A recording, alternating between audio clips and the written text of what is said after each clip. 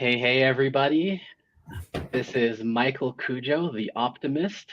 And to my right hand side here is the Cordis York, the mayor of Yorktown. And today we are talking about being a father, especially in a blended family. And yeah, we're going to get right into it. I want to give a big welcome to everybody who has joined us, everybody who's getting in on the live.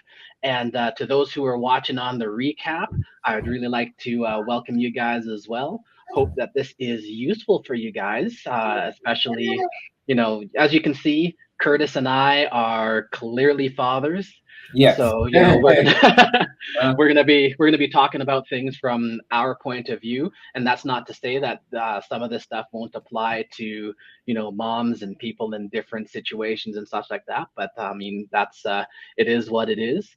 So I think I'll start by letting Curtis introduce himself, talk about his journey into fatherhood and all that kind of stuff, and then I'll introduce myself, and we'll get right into it. So Curtis, why don't you introduce yourself?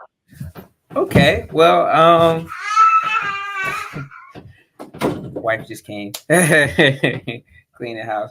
Hey everyone. I am Curtis. Definitely happy to be here. Thank you, Mike, for having me and allowing me to be on this platform and share this space. I have been a father. Man, it's so weird saying that because it sounds like, oh yeah, I've been a janitor or a cook or well, I have been a father for 9 years now. I had my first son at 9 years. Well, 9 years ago, rather. And now I have two more.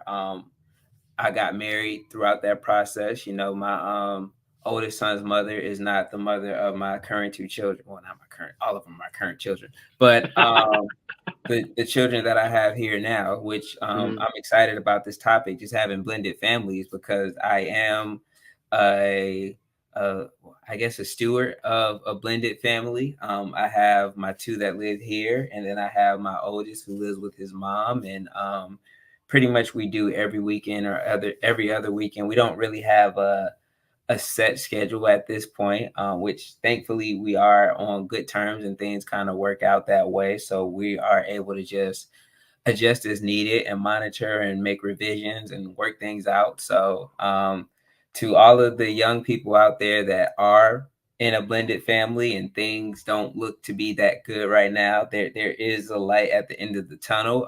Mhm. Hopefully you don't have to go the legal route, but there is always that too.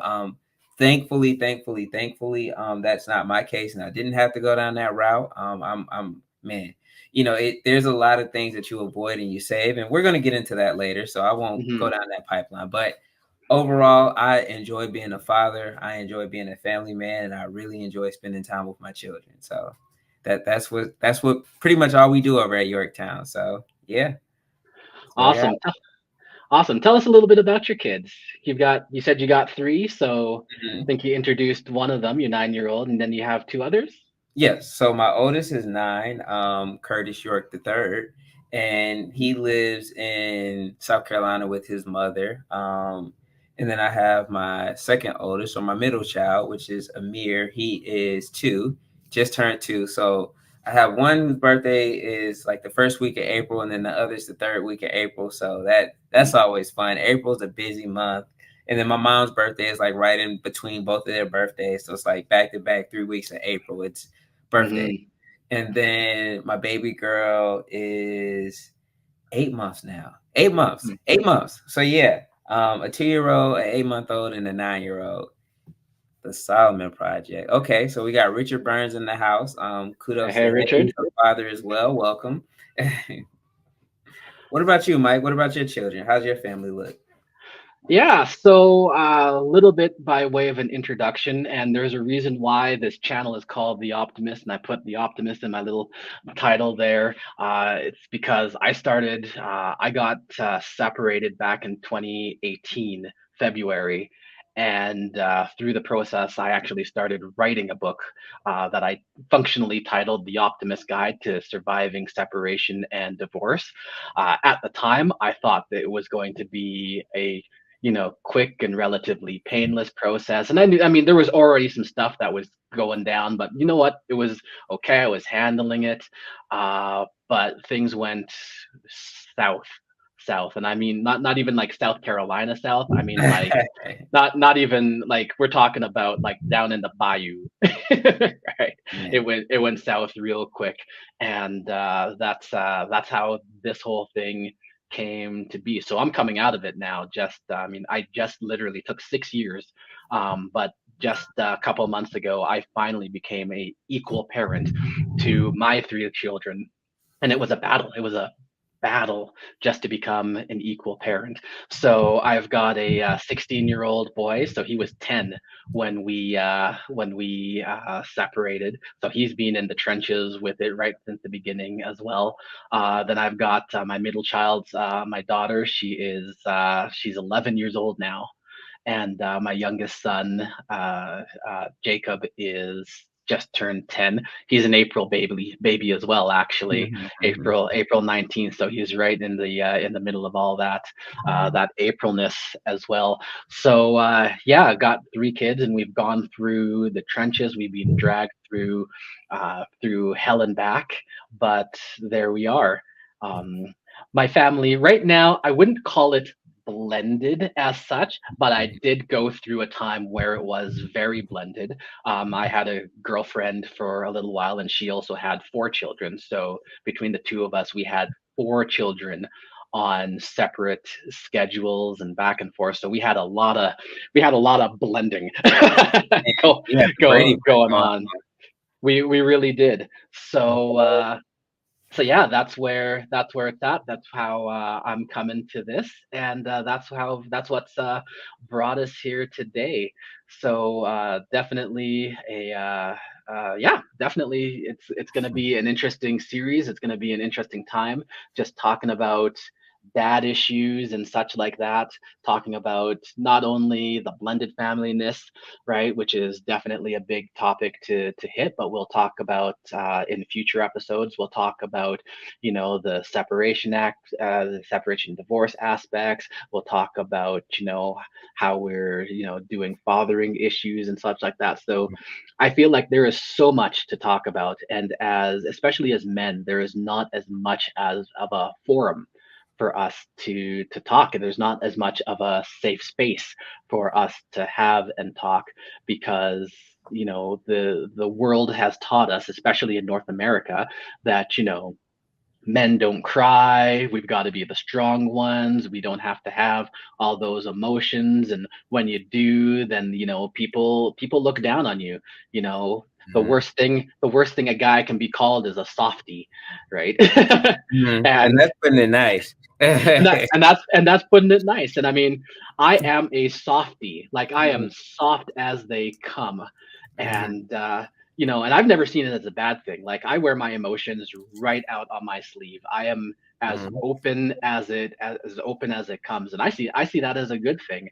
So through this, I want to encourage other men, especially, to be open. It's okay, right? If your boys are jiving with you and calling you a big softy or whatever else they want to call you, it's all right, right? There's nothing wrong with being soft. There's nothing wrong with having a hard day and just talking about it and whatever not, right? That's not the domain of that's not just the domain of females, right? Especially, I mean, it's 2024. We're supposed to be equal, right? We're all about equality, right? And equality is equality right down the road, not just when it's convenient for one side or the other, right? If we want to be equal, then let's be equal, right? 100%. So as people are filtering in, I see we've got a couple of people in there. I see Rich is back, lost his connection, but welcome back. Let's get right into there.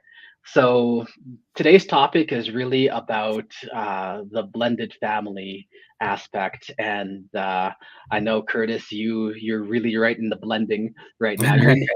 You're in the blender. Yes. But let's just start maybe by discussing, like, what is it like for you, kind of balancing, you know children in two different situations, two different styles of parenting, two different schedules. Like there's a lot to manage when you've got your kids in two different places when you're trying to blend a family. So let's just start and get in there, and we'll just go from there. Okay, yeah, for real. That sounds good. So, I would say for me, the biggest thing is communication more than anything. Me and my child's mother, we talk a lot. And even with that, you have to have balance to where, your wife doesn't feel some type of way. Because ultimately, at the end of the day, you are still talking to another woman. So, Yeah. it's definitely a balancing act. And, I can really say that my wife is very awesome about that. She helps out a lot. And everything starts with communication, just being transparent and upfront and just, dealing with things as they come. Not being there a lot. It's a lot of, and this is something that I've noticed that I kind of had to work on myself. As a father, coming from a situation where, my father wasn't in the household either. He was involved, but he just wasn't in the household. Initially for a long time, I just felt like I had to be at every single thing and I had to do everything because, Hmm. my father wasn't there as much as I would like. And then I just remember talking to, my son's mother. She was like, he doesn't really care if you don't come or you don't make it, and just her saying that was a lot of work. It took a lot to even get there because there were a lot of rough patches. And by no means do I have the perfect situation or do I have everything figured out. If I did, I'm pretty sure I have a lot more money than I do now because I would package it up and sell it. But, just having an understanding with yourself, communicating with everyone, just making sure that everyone knows what's going on, what you can do, what you can't do, and Hmm. um, just being there more than anything. I think that goes a long way as well. So it's tricky, man. And honestly, I always tell people, um, just because you see what I do and you think it looks cool, I don't encourage it or I don't promote it at all. If you have a child with somebody, then you should definitely try to be with that person. And if you don't think you would be with that person, then you probably want to stay away from putting yourself in that position because it Hmm. does take a toll and it does affect the children. There's a lot of times where, my son is torn because he wants to come up here, but he wants to stay and, Yeah. just trying to not hurt anyone's feelings, or maybe he might miss something here that, or he'll miss something there. So Hmm. I'm always team. And I sometimes, to a fault, I'm telling people like, hey, if you got a child out of wedlock, you might want to marry her, and not from a religious aspect or not from a moral aspect, but from a convenience aspect. It just saves so much time. I mean, Boy, it's just more convenient to marry her.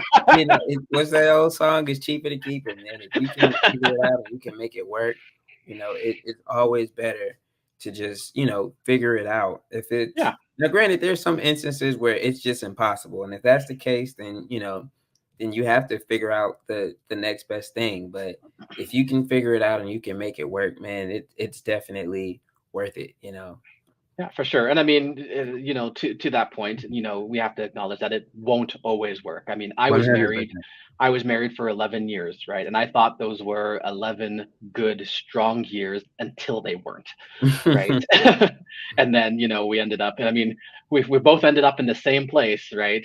One without marriage to that person, one with. So, that's all to say that, you're right, right? It is best, right? If you can be with one person and stuff like that, it will uncomplicate your life 1,000%. But it's also not always it's not always possible, right? Right. And I mean, I hear you when you talk about kids being torn. I mean, my oldest son is 16, and he is still constantly constantly torn between both parents. And I mean, you're lucky. Like I'm gonna say right up right now, you are a lucky man that you have got a good relationship with your ex and all that as well, because I don't. Right, I'm not gonna sugarcoat it. I'm not gonna put a little powder on it or That's why we're stick here, some right? lipstick on it. Right, we do not. Right, and I live in a world where sometimes I had to go the route now of I don't tell my kids sometimes what I have planned too far in the future, because I know that if my ex finds out about it, she will find some way to turn that into a negative. Say, oh, well, you're going to be missing out on this because of this, and you're going to be missing out on Mhm. this. And then the kids start to feel bad and they start to feel torn. So I've had to take the tact of literally, like, sometimes I'll get a text from my daughter, in the midst of her schedule with her mother, and she'll say, oh, what are we doing? And I'll say, we'll talk about it on Friday when you're here. Right. Because I know that, once I've put it out there, then, stuff starts to happen. And then, there's been so many times where she's come on a Friday and she says, I don't want to do blah, blah, blah. I'm like, right. And it's not for any reason, but because that thing that I said, she talked about it. And I mean, kids, right here's a little tip for you for everybody out there, your kids do not keep secrets. No, oh, Young children do not keep secrets. no, not at If all. you have told it to your child, the other side is going to hear about it. And everybody Period. else. And that's right. And everybody else too. Yeah. But definitely. So, I've had to take the tact of not that I'm keeping secrets from them, but I am choosing when they get told certain things in order to keep them from feeling like either they're missing out on my side or missing out on their side. Like sometimes even I don't tell my kids what I do. Like right now, my oldest son is with me, but my other two are with their mother right now. And I don't tell them the things that we do, because when they come back and they find out, like I went bowling with my son and one of his friends just this afternoon, and I know that when my kids come back next week, they're gonna say, "You went bowling without me," right?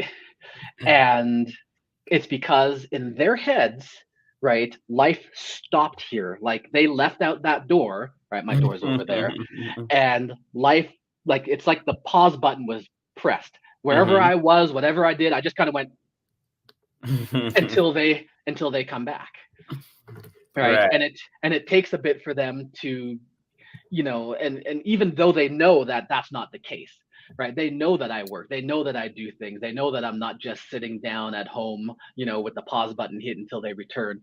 But it still hits them right there when they hear that, oh, daddy was doing this fun thing, daddy was doing that fun thing, I wish I was there to do that. And I don't want them to feel like that, right? Right.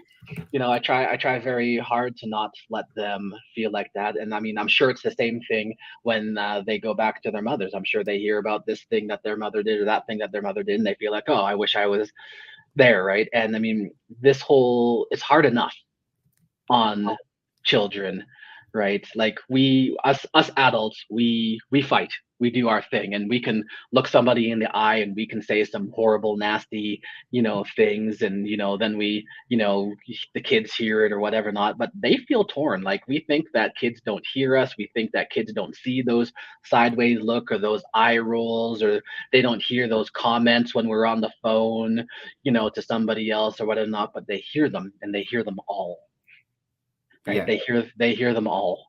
And that has been a tough pill for even me to swallow, that, right, my kids, even after they've gone to bed, I mean, I'm guilty of it. I mean, once I close the door to my kids' room, I think the pause button has been pressed to their rooms, right? And as soon as I close the door, they just lights out, right? But it's not. So when I get on the phone with like my parents or a friend or whatever not, they're hearing those things, and it can tear them up, a fair bit.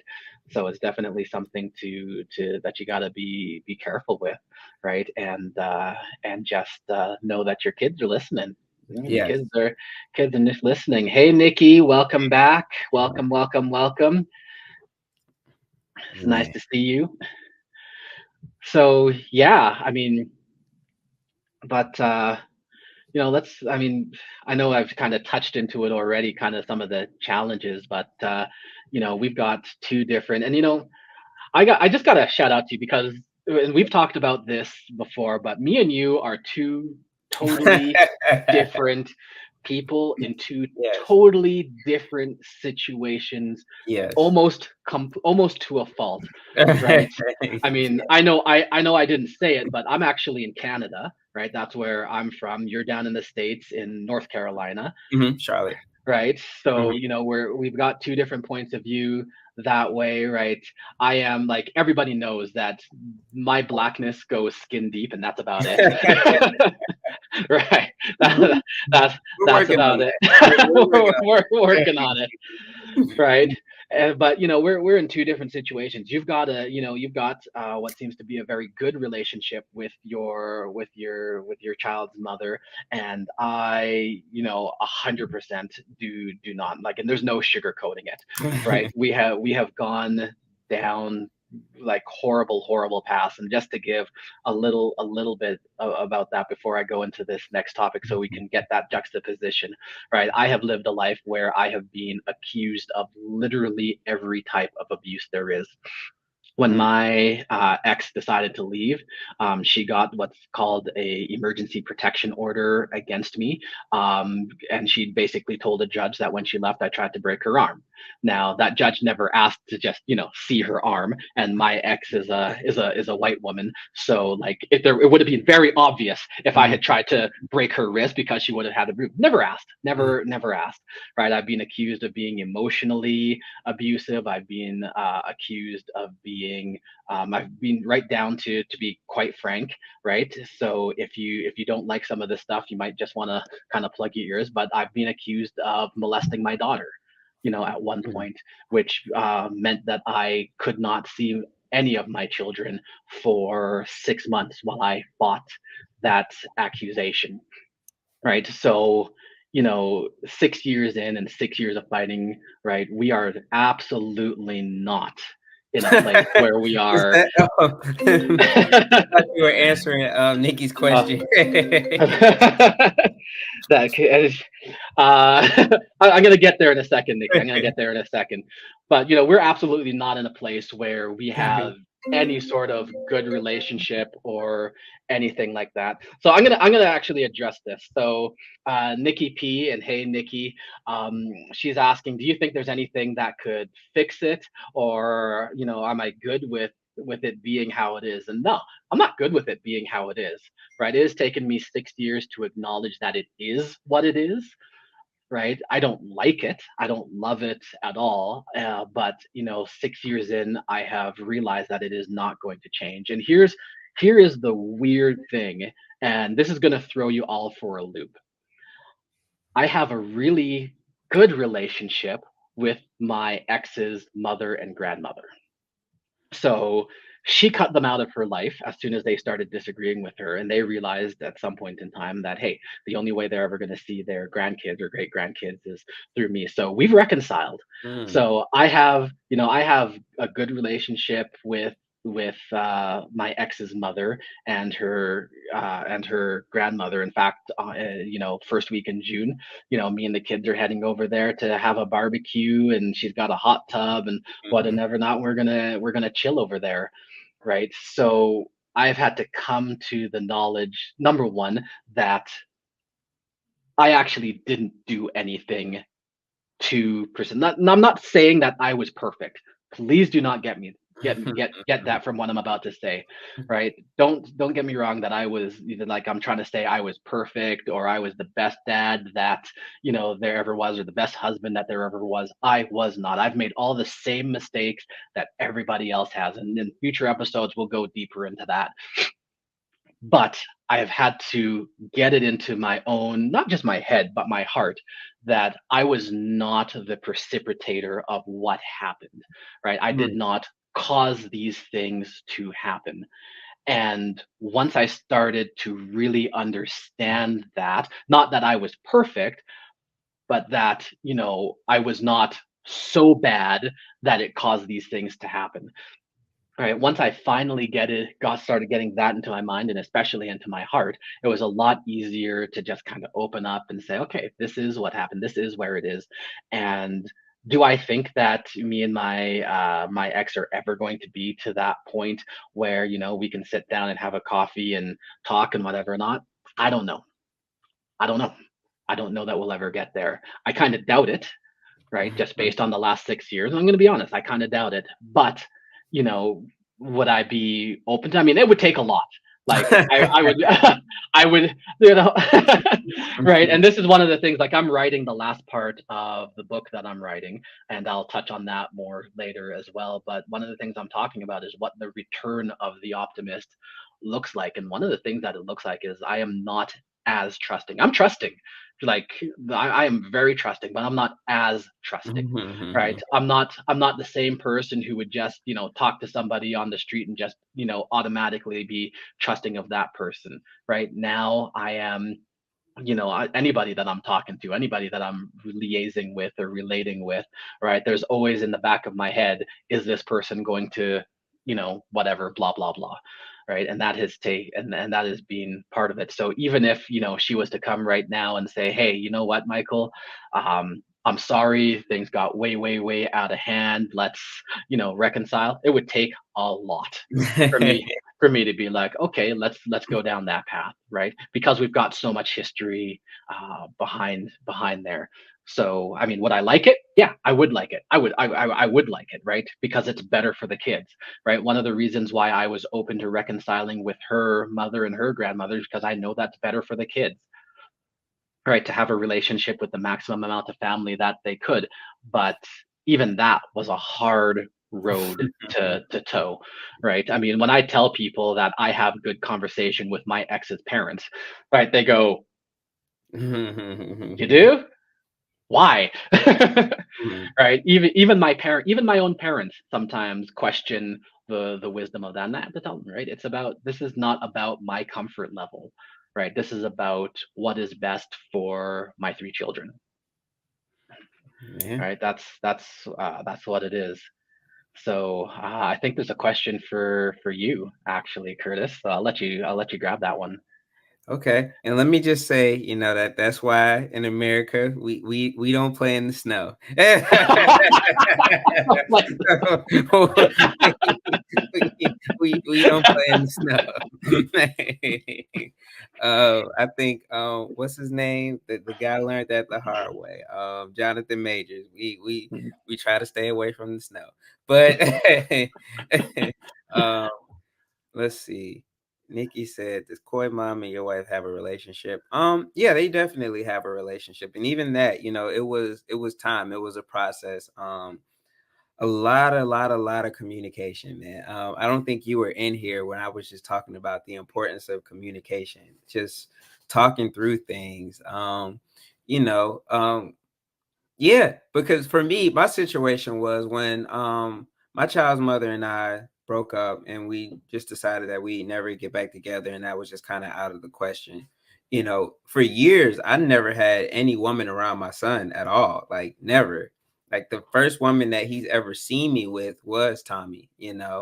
Um now granted during that time there were women in my life, and we talked and things like that, but I just never really felt comfortable to bring anyone around my kid. Like that was just my thing.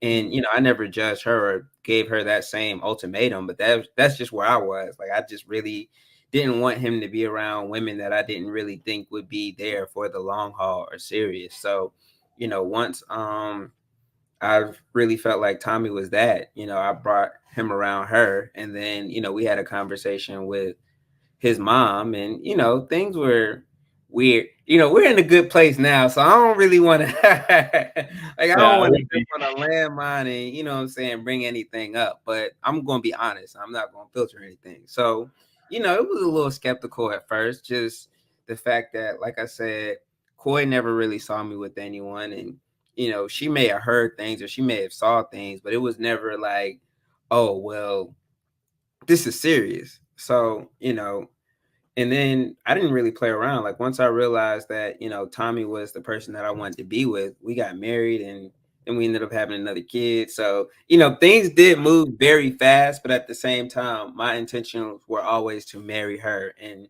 to be serious and committed to her. So, you know, it was just a respect thing of the way that I handled the situation, because it wasn't like this was just some random woman that was just hanging around or trying to replace the mom or anything like that. No, it's just, you know, this is just a really, really, really solid person that cares Mhm. about me and cares about Coy as well. And so at the end of the day, we just always make sure that, like you said, Mike, the main focus is what's in the best interest of the kid. So we always, you know, and there's been times where it gets off track and you kind of just got to reel it back in, like what's best Mhm. for the kid. And that's kind of been the compass to just keep things civil and cordial, to where, you know, if it Yeah. ever gets out of whack or off track, then we just bring it back to the main point of focus. So to answer your question, yeah, they have a relationship. Like they talk, and you know, they talk sometimes, and I don't even know that they talk. They have conversations and things like that. Now, are they best friends? No, I don't think so. But you know, they talk. You know, and so at the end of the day, it's all about doing what's best for Coy. So that's just the guiding principle. And no, I do not consider myself the cool dad whatsoever. I'm dad, and I'm not a friend. You know, we may laugh and we may joke and we may play, but you know, there's still that line that's drawn and crossed. I mean, granted, Mhm. to a certain degree, I think in this era, and I don't know if you want to touch on that, Mike, but just with the technology and the access that kids have these days, you kind of have to have that relationship where they come to you first and they talk to you Mhm. about things. Mhm. And, you know, luckily I've been in the position to where, you know, I could talk to my son about everything. And I've Yeah. never lied to him, to the point where, you know, I've had issues and I've had falling out with other people on the other side. Cause it's like, I'm going to tell the truth. You know, if he's old enough to ask a question and he's old enough to get the Get answer, the so answer. Yeah. I'm going to tell him. And whatever happens based off of that, it is what it is. But I'm going to, like, I remember one time he asked me about Santa Claus. And I'm like, son, Santa ain't real. And everybody was so mad. Uh-oh. I'm like, if you asking, clearly you heard something and you need validation. So yeah, Mhm. we had that talk and I said it, and we had a big falling out, and you know, we got past it. But it's like, I'm just not gonna lie. Like, so Yeah. yeah. So let me ask a follow-up question, that because you said, you never brought Koi around any other, female that, you had any sort of relationship with until told me. That was that was kind of part of your process to protect Koi from the whole, the old whole awkwardness, or what was your thought process? It just seemed weird to me. I don't know. It's like, you Okay. know, again, like if I have a woman that, you know, I'm not really taking serious, or even if it's a Mm, girlfriend and I just don't feel like it's something that's going to be long term, then why even open that door or introduce that situation? Because then it's like, well, what happened to so and so? And then I got to tell them, like, yeah, so and so just ain't it, you know? And yeah. so just to avoid that, I never really opened that door. And I hear you. I hear you. yeah. No, that makes a lot of sense, and I totally get you on being honest with the kids. One of the things that I have worked very, very hard on is being what I call radically honest, right? I don't lie to the kids, right? On any particular topic. When they ask me about something about, the past or the present or the future or whatever not, I tell them the truth. And I've had to do that because, I mean, I am somebody who has already been under investigation from the police. I've been under investigation from, child services and this agency and that agency and the courts and all that kind of stuff. And what I've learned is the downright easiest thing to do is just be honest, right? Because those people, especially those agencies, are looking for the little cracks in your armor. They're looking for you to be a little bit dishonest about something so they can dig and wiggle and crack it open, right? And so, I have been honest with the kids, and I've told the kids that they can be honest too, right? I have told my kids, at least, that there are no secrets in this household. Anything that happens in this house, if they want to tell their mother that it happened, they absolutely can, for better or for worse or whatever not. I do not ask my kids to keep secrets, and I'm always honest, and I always want them to be honest about how they're feeling or what. And I mean, that's come back to bite me a couple of times, right? Right. It has. And I mean, like, I can tell you stories, but it has definitely come back to bite me, for sure. So, but I do try that. I mean, I think it's important that the kids feel that somebody is being open and honest with them. And the flip side of that, or the better side of that, is that they then feel that they can be honest with me, Hmm. right? Because kids aren't stupid, right? Right. Right? The kids aren't stupid. They know when you are not being forced right with them. They know it, right? They Especially. don't. Yes. Yeah. Yeah. So they know. So, it's a lot easier and a lot less of a headache just to be honest and say, you know what, here it is. Right. I mean, obviously age appropriate, right? When my Mhm. kids were, 5, 6, and 10, I told them things very differently than I do now that they're 10, 11, and 16, right? Those are different conversations. The truth behind it is the same, but the way that comes out is very, very, very, very different for sure. Mhm. So Nikki is deep into the weeds with us today. Uh, Mhm. definitely see how uncomfortable it was for you to go over to the ex's house after hearing all that you went through. Yeah, it's you know what? I have an Apple Watch, and every time I go to my ex's house to drop off the kids, even today, like 6 years later, like, or anytime I'm in court, I'll get one of those warnings for my watch that says, your heart rate is too high while you've been standing still. It thinks I might be having a heart attack, right? Like, it's definitely one of those things. So, Has your ex moved on? Is she back out there dating or? so she has, and I mean, all the information that I have on her is more anecdotal or from the kids and such like that, or unfortunately from police reports. So I know she was in one relationship afterwards that was not very good. Man. And that's as deep as I'll go into that one for the time being. And I think that Mhm. I'm told that she's in another relationship right now, but it doesn't seem to be very deep. So, I know Yeah. Nikki was asking if we're the cool dad. I see myself as the only dad, right? To be 100% honest, right? There's nobody who is going to come into their life that is going to be dad number two or whatever not. I will always see myself as their dad, period. Right? Mhm. I'll tell everybody who listened, and you can quote this. I did not come into this world. I did not come into the relationship I was in to be a part-time dad. And I Same. do not and I don't see myself as a part-time dad. I Same. may I Mhm. may have my children at my home part-time, but I am their dad 24/7. Same. Right? It doesn't change just because they don't happen to be sleeping in a bed upstairs, right? Right. So that's uh that's where it is. So I'm going to skip a couple of comments just because, and I think I want to set a ground rule here real quickly too, is that I want this to be a place for optimism, right? I mean, we're going to be real, right? Don't get me wrong. But one of the things that, I don't do, I try very hard not to do, and, I don't want this to be a place for is any, name calling or anything like that. And I mean, we have, especially as men, we have feelings, right? And some of our feelings, like my feelings right now, are still very raw, Mm. very raw when it comes to my ex-wife, and as a matter of fact, my ex-girlfriend too, right? It's very raw. Right, right, because it hit close because it's still right down there, right?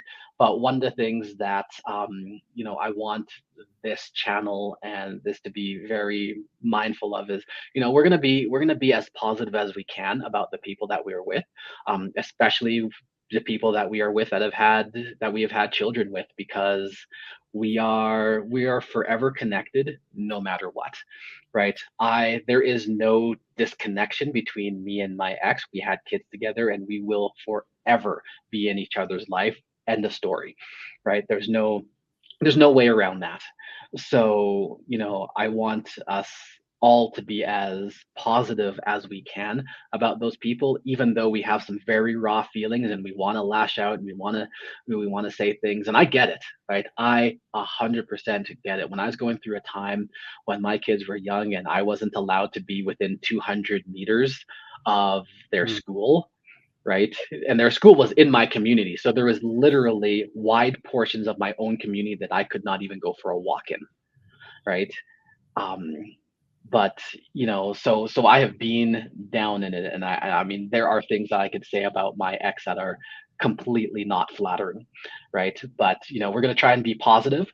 We're gonna try and be as optimistic about the future with wherever we are at and wherever we're at with our exes and various pieces of family and all those Lego pieces that we have in our lives that are fitting together. We're gonna be as positive as we can about them. Let's see, where are we at? Question for Mike. Was one of your kids more affected by the family being separated than the others, or was it the same for everyone? Nope. I will say that my eldest was 100% more affected in those ways because he was like when we broke up, he was 10, right? So he kind of knew, he kind of had an idea, he was cognizant enough to kind of be aware of what issues were going on, and he knew what the relationship was before as well. So, because it was a lot harder to fool him or to convince him into what the relationship was before, according to one parent or the other, it was a lot harder for him because he was hearing, very negative things on one side and not so negative things on the other side. And I'm just going to be honest, I have always tried to be very as positive as possible, right? And I do not always get there. Please do not get me wrong on that. I am not always there. Like we were even in the car today, and I made a comment, and he's like, "Oh, shots fired." I'm like, "Yeah, I know." So sometimes it's like that, but I've also been very honest with him that at least from my point of view, my marriage of 11 years was a good marriage. Was it a perfect marriage? No, it was not a perfect marriage. There were some very tough things that happened. There were lots of ups and downs, just like I assumed every marriage had. So I've always told Isaac, my eldest, that hey, you know what? Our marriage was a good marriage. And of course, then from the other side, he hears that, oh no, the marriage was horrible and I was abusive and I was this and I was that. So it was very, very tough on him. Um, it's also been very tough on Sarah, obviously being the subject of some of those allegations against me. And I mean, she was taken to doctors, interviewed by the hospital and police, and this and that and the other. So I mean, at 5 years old, 6 years old, she was not at the stage where she could understand what was fully happening and why it was fully happening. So that was very tough on her. I will say that Jacob, being the youngest, has actually been the luckiest in some senses because in the beginning of all the, we'll call it fighting, I tried not to fight, but I mean, it is what it is, right? But there was it was understood that the court system sees the kids as a unit, right? And because Isaac was the oldest, he kind of spoke for the unit. So we kind of knew that, whoever kind of won Isaac's heart and mind was also going to kind of win the kids. And don't get me wrong, there is no winners in this, right? 6 years out.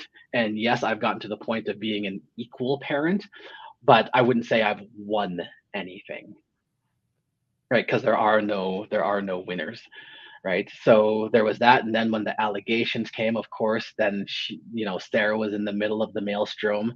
Jacob has actually been lucky because basically nobody's fought over him. Which I mean, when you're older, it sounds a little more horrible than it is. Like I want somebody to fight over me, but he's been lucky that we haven't been fighting over, so he hasn't been the subject of all of that. So I think he's been a little less affected, which I count him lucky. Right, I count him lucky for that. I mean, I don't know if you'll see that as lucky when he's older, but who knows, right? I count him as lucky, I count him as lucky because of that, for sure. Right, 100%. Nikki P says she's trying to help us keep going. Nikki, I really appreciate you 100%. I really do. And trust me, I mean, we have got, we could probably talk for hours and hours and hours and episodes and episodes and episodes. And, we'll keep this to one topic today. And the next time we're going to go to another topic. And I think, we're going to do a lot of talking about this. We're going to get deep and down into the weeds. Today, we're not going to go as deep just because, I mean, we've got, time and we want to keep you guys coming back, right? That's the point of a YouTube channel. We want you coming back. And by the way, just while we're at a natural pausing point, I do want to give a couple shout outs as well. Number one, if you're here, you're watching in the replay and you have not already, please go and check out my man Curtis York. Get involved with Yorktown. Come on right? down. Right, check out his channel and all that he's going on. He is into the sneaker culture big time. Like he's got a lot of his family and such like that in there. Like he's got it going on. And I mean, he's got such a positive perspective on life and just the wisdom that comes out of him sometimes. Like it's killer. I mean, you're about 10 years younger than me, but sometimes you talk and I'm just like, oof. I'm flattered. Right, Thank you. right there, right there. So definitely check out Curtis York. You got anything going on? Like, got anything major coming up on the channel that we should be watching for? Yeah, I got a couple of videos right now that I'm editing. I know a big one. A lot of people have been asking for an update on. Oh, there they are. On these, so I definitely have my Yeezy Pod update coming. Just what it's been like 1 week later wearing these shoes. I actually have a big announcement coming up soon. I've told you, and I think I told everybody in the group for the most part, but I haven't told the YouTube world yet. So big announcement coming pretty soon down the pipeline. And let me see. I think I got like 3 videos that I need to edit and upload, but you space them out just to get them going. The church socks. Now the church socks. Let me grab them again. The church socks. The church socks. Yes. Those are something else. Those are something else. Yeah. But that's about it, man. This week is going to be interesting because I'm going to be home alone with the kids. My wife is going out of town on a work trip, so it's just going to be me and them. So definitely whenever this content comes out, it's going to be interesting. Man versus 2 under 2. Well, technically it's 2 under 3 now, but they were 2 under 2 when they were born, so I still say 2 under 2. So yeah, it's going to be a fun week just to see how that goes down. What about you? We got to talk about your channel, of course. Your other channel. That's true. So I do have another channel. I think I mentioned it briefly, but MNTV. So you can check it out at MNTV Fam on YouTube. It's my family channel. We talk a lot about or we show a lot of the travels that we do, the places that we go, all that kind of stuff. We've got this in the next couple of months, actually, we're going to be going on a road trip. So we're going to be going up to some really kind of famous Canadian places in Western Canada. We're planning on going up to Jasper, way up in the mountains, then over to Banff National Park there. We're going to go into BC, and then I'm hoping to get down into Seattle, Idaho, Washington before we come up. So, it's going to be a big trip. So, watch for content on that. But that's the big thing that we've got coming up. Obviously, working on this project as well is going to keep me kind of busy and such like that as well. So one other shout out that I wanted to give, and I wish she was here. I really wish she was here, but that's all right. I want to give a shout out to Alicia as well, because we probably would not be doing this right now if it was not for her. She has said it a couple of times, and she's kind of pushed and prodded and given us encouragement to go down this route and talk about the dad issues. I've seen her comments say, "Hey, you got to talk about the dad issues," and we've kind of come down this path. So I want to give a shout out to her and her channel as well, at Alicia Nicole. Check her out. The nomad life, the nomad post corporate life is what she's into. She does acting, she does events, hosting, and such like that, and she brings us along on those. And it's just it's a very cool, it's amazing journey as well. So definitely check out those pages. Check out my page. Check out Curtis York's page. Subscribe to them. Subscribe Hold to on, I this got one page more as well. shout out. I got one Oh more. yeah, shout Got it to. out! Shout it out! It would I be know. crazy if I didn't shout out my girl, Nikki P, man. Yes. Nikki P, I always said she is like the glue that just put everybody together. We met Alicia through Nikki, man. So shout out to Nikki, man. She is always 100%. supporting, always putting in the work, always just showing love. She actually put up a video 9 hours ago, just being in Chicago, man. So Hmm. definitely make sure you check out Nikki P, man. I'm happy to have met her and talked to her and get some of her wisdom and information. And Hmm. just like I said, man, she really put all of us together, man, with her group and Yeah. her stern attitude, stern. Yeah. Very, very, very stern. uh, But yeah, man. Shout that out to Nikki. 100%. Nikki P, we salute you. You're our girl, and we thank you for sure for getting us all together. Like I said, I mean, there has been a lot of things that have had to come together to get us to this point, and like it would. I don't think we have to just acknowledge people and such like that that have got us here. Because like I said, I mean, me and Curtis are very different people. If it had not been for this group, there is no way we would have just randomly come across each other Right. otherwise, for sure. So I'm very thankful. Right, I'm thankful for you, Nikki. I'm thankful for you, Alicia, for prodding us in this direction and getting us there. So definitely thanks and thanks and thanks again. So we're getting into the home stretch. I think we had a good little break there, natural breaking point. But let's get right back into it. One of the things I wanted to ask you, if we can kind of move in this positive direction. If you were to give people who are listening some advice, right? Those who are getting into blended families or considering getting into a blended family, or by necessity or not necessity or whatever not, um, if you were to give them a piece of advice, what would you give them for advice? What would you tell them? I'm glad you fixed it because I was going to say, yeah, if you can avoid it, then don't. So yeah, you picked it as you were going. But definitely, everybody's circumstances are different and everyone's situations are different. Some people prefer blended families, and to those people, I say kudos, man. Everybody isn't meant to be married. Everybody isn't meant to have the traditional nuclear family. And sometimes situations and circumstances happen, and they just end up being different than what you see for yourself and what you expect. So I would say more than anything, it's always best to just have an open line of communication if possible.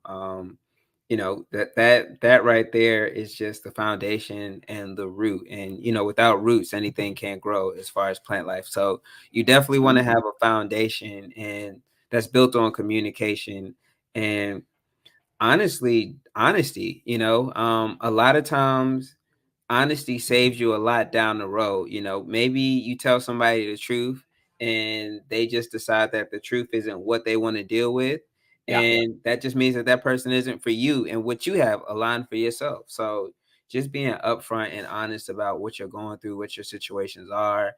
I know some people out here that try to hide the fact that they have kids only to get caught later. Like, like what do you think was going to happen, man? So, it's always best to just be honest and upfront and just deal with things as they come to the best of your ability and just Mhm. always, always, always communicate. But I'm always team if you can have a nuclear family and that's what you want, then always shoot for that. And it may require you to move differently. It may require you to say no to a lot of different women and not put yourself in position of a lot of different situations. Hmm. And I think that as men, we go through this phase where we just have to stick something somewhere just for the feeling. And obviously, I'm with you you. know what I'm I'm with you. talking I about. get it. Because I let's get be it. I honest, get it. I get it. you know, that can cause a lot of heartbreak and a lot of pain and a lot of literal pain too. STDs Mhm. are real. STDs are real, so you got to be careful with that. But Mhm. I can think back to my youth. We used to get notches on belts for that type of behavior. Like it was Mhm. promoted and it was condoned. And just looking at a lot of mature people, and again, it's all about what you want and what you see for yourself. Mhm. Because for a lot of people, that type of lifestyle works, but for a lot of people, it doesn't. And then you get caught up in a lot of risks and a lot of trouble and a lot of headaches that could have easily been avoided just by having discipline. So Mhm. um, I'm just going to land the plane by saying communication and discipline, more than anything, will save you a lot of headaches and heartaches. For sure. No, I would 100% agree with that. And I gotta say too. I mean, just from the opposite side of the border, right? If you're coming out of something and going into something, right, and you are in a situation where there are different parents, different schedules, and such like that. I mean, number one, like Curtis said, just communicate, openness, honesty, all those kind of things, but also as positive as you can, because your kids know, they can feel your negativity, right? They know when, you're saying something and it's a little bit of a shot across the bow, right? They know it. The kids aren't stupid, right? When you say something and you think, I've said it, but it's got that other meaning, but my kids won't get it, so I can say it. Your kids know, right? They may not know word for word what you've said, but they know when you are referencing the other side or when you're being sly or whatever not. They know. So just be as positive as you can, right? And I'm not saying that it's an easy thing, right? But sometimes the best things in life are also the hardest things to do. Right. And yeah, taking that shot across the bow may feel good in the moment, right? It may be cathartic for you, but what your kids get out of that is they get that negativity, right? And they don't understand that, that comment was a little bit of a catharsis for you. You've had a bad day, you've had a bad, you know, you've had a bad interaction or whatever not. So you just need to get a little something off your chest. They don't get it, right? All they know is daddy doesn't like mommy or mommy doesn't like daddy, or mommy's mad, daddy's mad, whatever not. That's what they get out of that. So definitely be as positive as you are able to be, for the sake of your kids and for yourself too, right? Because you know what, negativity breeds more negativity. That's all it breeds, right?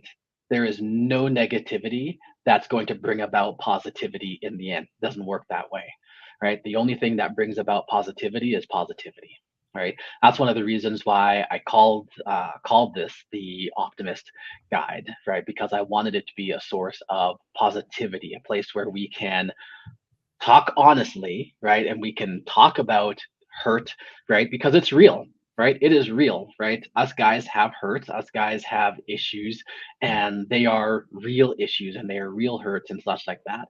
But also a place where we can turn that into something positive, turn that into something good, right? Because our kids need us, right? Our kids, from wherever they are, whatever they find themselves in, our kids need us. They need us to be good, strong, upstanding men. They need us to be good role models. They need us to be, firm and honest and upright. And they need to see that, because what our children see of us as dads, right, as fathers, they are going to emulate out there. Our sons are going to be what they see from us, because they're going to see that as normal. Our daughters are going to tend towards men who are like us, right? Think about that for a second. Think about that, right? Your daughters, right? If you're watching this right now, your daughter is going to tend toward men who are like you, right? So what do you want your daughters out there to think a man should be like, right? What do you want your daughter to think about how a man should treat another person or another woman, especially, right? Because as men, what we are doing, your daughters are learning that is how men treat women or other people in general. That's what they're doing. That's what they're learning. My daughter, if I'm being mean to people, if I'm, making those comments, if I'm treating people badly, right, especially other women, such like that, then my daughter is learning, that is the way women are supposed to be treated, right? And same thing with my sons, right? They are learning from me how they are supposed to treat women and how they are supposed to treat people, right?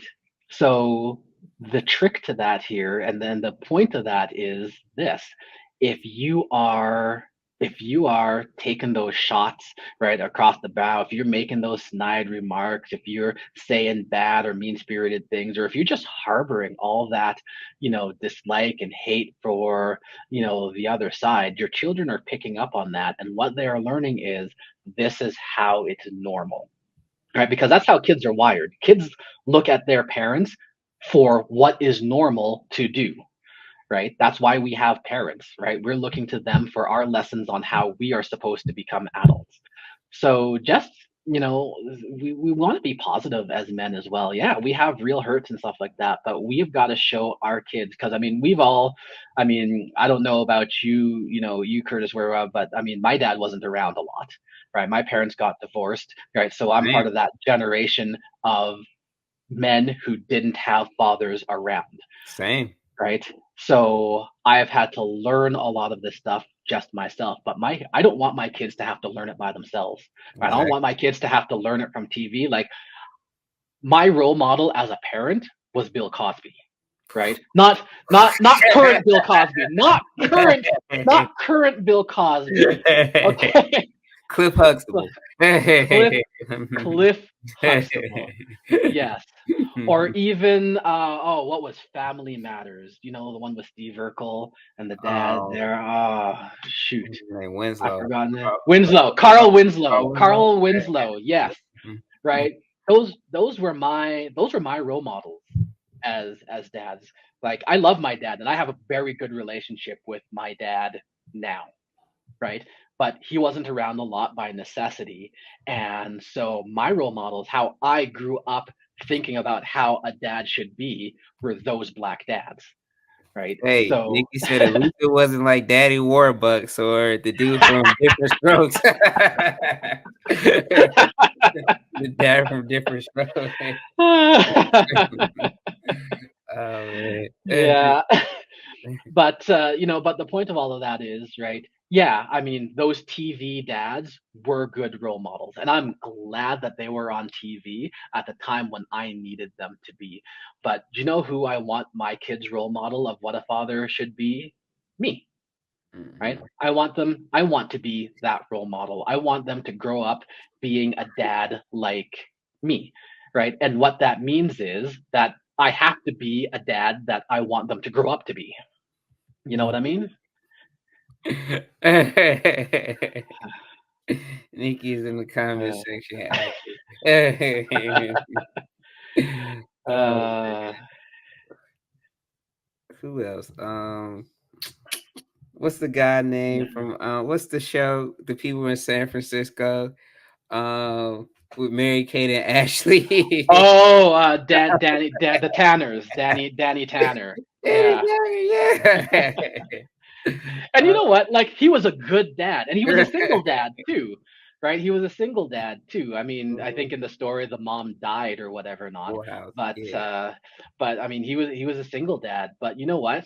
I mean, and this is nothing against TV or anything like that, but he wasn't a dad that looked like me, Mm. right? And I mean, yeah, I joke about the fact that my blackness only goes skin deep, but the truth is the truth, right? Dad, Right. right?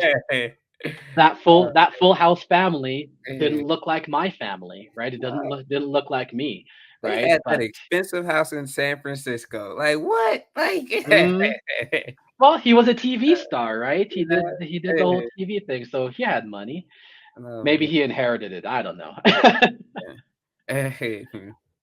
Yeah, man. So I think it is getting a little close to time though. yeah, for sure, for But sure, I'm for super sure. excited. We have a lot of listen, we're wrapping it short, but only because we have so much in store. We just don't want to Hmm. give it all out at one time right now. That's right. And let me tell you, in the background, we are talking about the topics. I mean, they're like as a dad, as a African American or African Canadian, I guess. Right. Right. You ain't Like, American. We want to make that abundantly clear. right, but we, even on that level, I mean, I know, like, one of the things that we said early on is we don't want to dig too deep into being black or whatever, not, because a lot of these issues are just for dads in general and fathers in general. But I mean, it is what it is, right? We're both, black men, and we do face a different set of issues on top of all the other issues as well. So, we're going to have lots of different conversations all the way down the pathway. You gotta Mike make can keep on Nikki going. laugh. Oh man. Oh man. That preacher's So gonna start coming out in a little bit. yeah. No, Oh, I'm not gonna do that tonight. But I do definitely want to say we've got lots coming up. I really do appreciate those who have come in those who are watching this on the replay. Again, I want to thank you guys as well. I do want to remind everybody, check out Curtis York on his channel, the Curtis York. We're gonna get this replay up on his side as well, so that you can find that as well.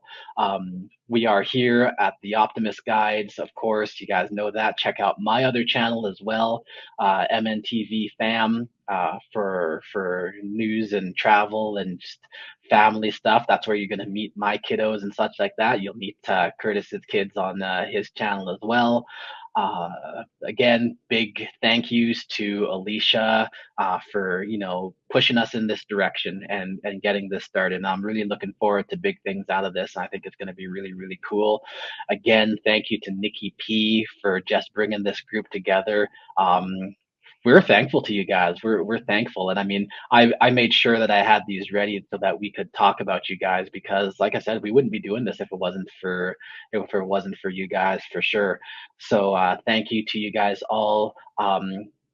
Definitely, we're going to have another live stream up soon. We're just working out the scheduling bits and stuff like that, because especially for me, I actually prefer to do this when my kids aren't around, so that I can be honest and real, right? And if I know my kids are upstairs, sleeping, right? Right, then I'm gonna have to couch my words a lot more. So because we do have schedules and such like that, we'll probably be working the live streams around there. But look for more up on the channel. We'll definitely post well in advance of the next upcoming stream so that you guys can get in on them.